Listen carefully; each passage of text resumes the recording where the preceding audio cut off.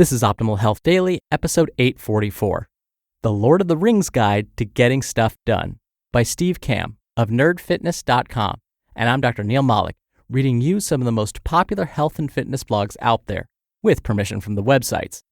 Now, as the title of today's post probably gave away, the author is going to use The Lord of the Rings as an analogy to getting stuff done. And it's so funny because just last week, I happened to rent the film Tolkien, which is based on the author of the Lord of the Rings trilogy. And it's perfect because this topic is fresh in my mind, and so hopefully I'll recognize all of Steve's references to that trilogy. Oh, and really quickly, before we get to today's post, if you want to see pictures of us hosts of the Optimal shows, plus quotes, behind-the-scenes stuff, and lots more, come follow us on Instagram. You can find us at Old Podcast. We'd love to see you there. But for now, let's get right to it as we optimize your life. The Lord of the Rings Guide to Getting Stuff Done by Steve Kamb of nerdfitness.com. Nerd alert. What can be said about the Lord of the Rings trilogy that hasn't already been said? It's easily one of the greatest literary achievements of our time, and one heck of an underdog story, which I love. Sure, it's fun to lose yourself for an afternoon in Tolkien's Middle-earth, but have you ever considered taking a few lessons from these imaginary characters and applying them to your own life? You can learn a lot more from Frodo and the Fellowship than you might realize. Wow, Frodo and the Fellowship, that sounds like a really bad tribute band. I'm going to teach you how to use the Lord of the Rings to help you get stuff done in your life, whether it's losing weight, getting a new job, winning a competition, starting a side business, and more. So, let's do this. What's your one ring? While trying to destroy the One Ring, Frodo ran into orcs, giant spiders, ring wraiths, traveled thousands of miles, and almost died approximately 1,000,000 times. Through all of this adversity, though, he managed to keep his eye on the prize and eventually save all of Middle-earth. Oh, and he did it barefoot. What's your one ring? Is it something like lose 50 pounds? Maybe it's run a marathon or pack on 15 pounds of muscle. Whatever your goal is, find a way to take one step towards that goal every single day. Frodo always knew exactly where he needed to go, Mordor, and exactly what he needed to do, throw the ring into the fires of Mount Doom. So, all of his steps and goals were in that direction. Once you've decided where to go and what to do, it's much easier creating a plan to actually get there. Now, as for the kind of steps you take, I don't care if they're what about Bob baby steps or massive hops, skips, and jumps. Just find a way to make a little bit of progress. If you backtrack or get lost, find the path and keep going. One step at a time, my friend. My one step at a time. Push yourself. As Sam and Frodo were making their way beyond the Shire, Sam stopped moving at one point and declared, "If I take one more step, it'll be the farthest away from home I've ever been." For somebody that's never been outside of his comfort zone, this must have been terrifying.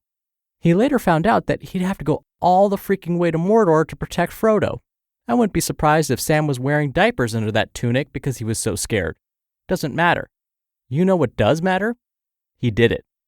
You might have never run a 5K before. You might have never been in a gym before or lifted weights or taken a yoga class. Heck, maybe you've never asked out a girl before. Whatever it is, everything outside of your Shire will scare you. That's part of life. Until you step outside your comfort zone, unless you push yourself harder than you pushed yesterday, nothing will change. There's nothing wrong with staying safe, but I'd like you to challenge yourself whenever possible. You'd be amazed what will come of it. Small victories over small fears can help build momentum towards bigger challenges. And momentum is a powerful thing. Have a fellowship. Frodo had Aragorn, Gimli, Legolas, his 3 hobbit buddies, and Boromir, to accompany him on his quest to destroy the ring. They protected him, motivated him, listened to him, inspired him, befriended him, told him when he was wrong, and even let him go do his own thing when necessary. Without this crew, there is no way in heck Frodo survives more than 10 minutes. So, who's in your fellowship? Do you have friends to confide in?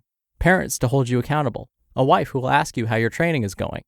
Find a way to get positive people around you who will make you a better person. I have been fortunate enough to have a great circle of friends, and I owe a lot of my success and happiness to having them around. Now, what if you don't have a great group of immediate friends who are supporting you in your quest? Thankfully, the internet is here to help you out.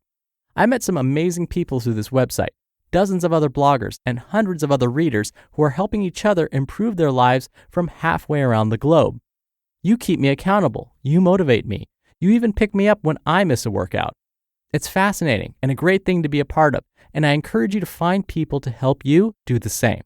Start a free blog. Tell your coworkers about your goals. Email me and let me know how I can help. We're all in this together, and we're more powerful as a group than any of us could be alone. Do the best with what you have.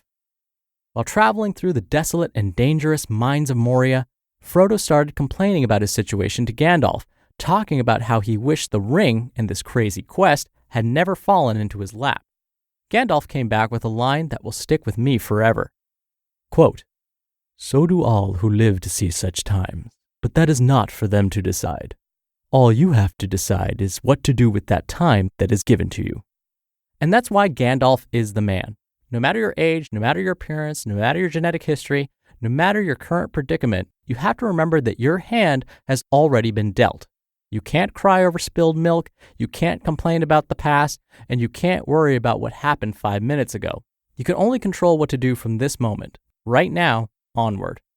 Draw a line in the sand today and tell yourself that from now on, you're going to be a different person. You can't control what already happened, but you sure as heck can control what's going to happen from now on.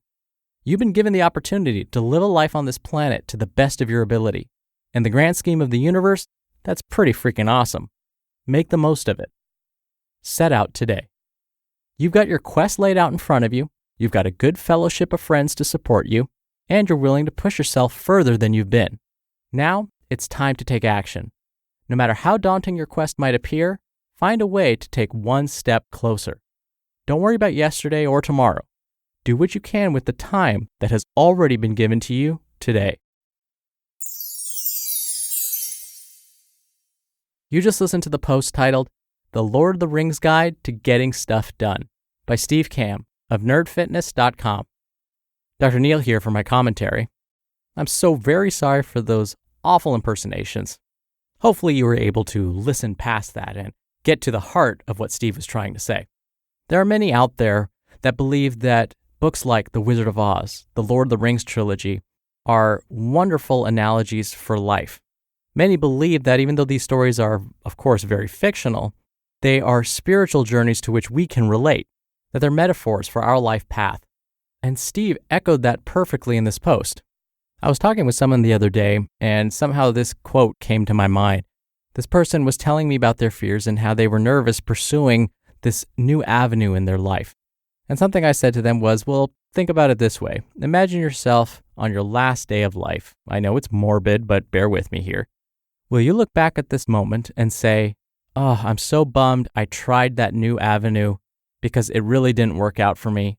Or will you say, "I'm so bummed that I didn't just try it"? And the response from my friend was, "I'll probably be more bummed if I didn't just try it." We talked about this earlier in the week. Fear can get in the way. Fear can stop you from trying a new workout or even just getting to the gym because it's intimidating. But you have to push yourself a little bit further than your comfort zone sometimes. So if you want a different result, you've got to change something. All right, that'll do it from me for today. I'll be back here tomorrow for our usual Friday Q&A, so stay tuned for that, where your optimal life awaits.